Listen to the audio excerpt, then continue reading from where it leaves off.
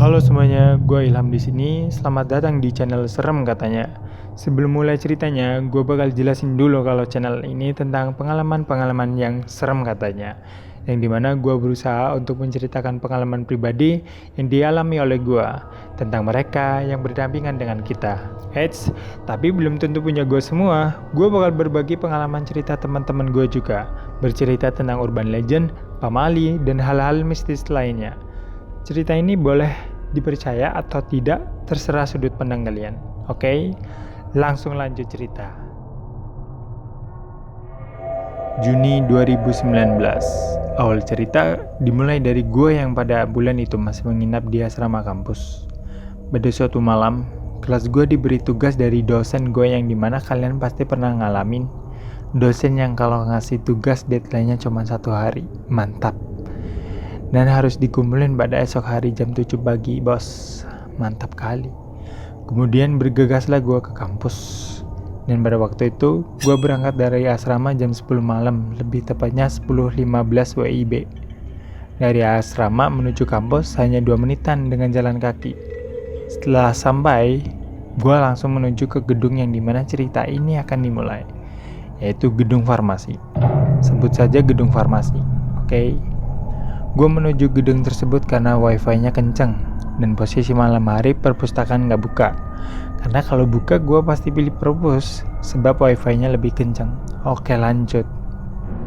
Selanjutnya gue duduk pada bangku panjang.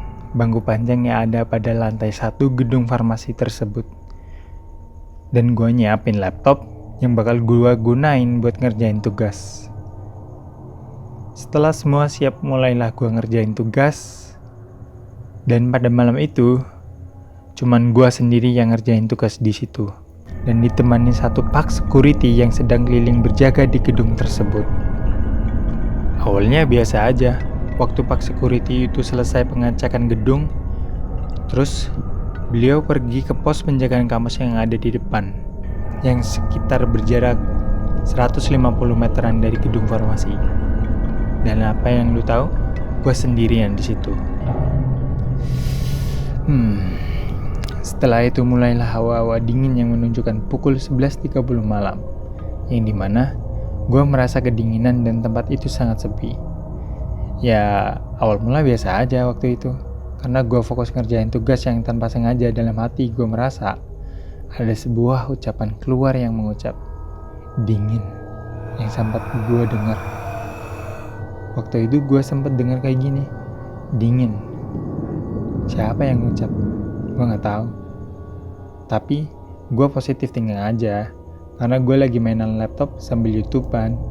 Siapa tahu ada yang ngucap dingin dalam videonya. Think positif, bro.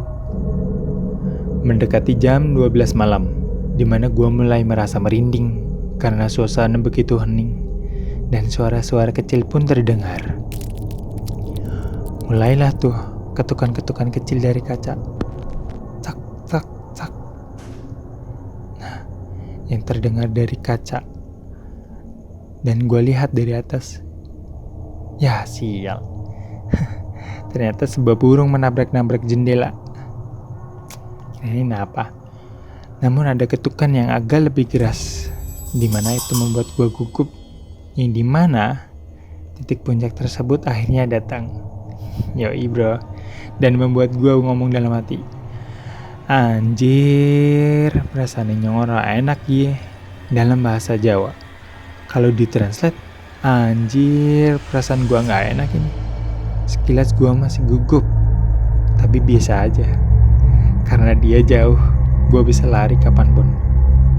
Dan kalian pasti sudah menduga dong, siapa dia. Yap, betul.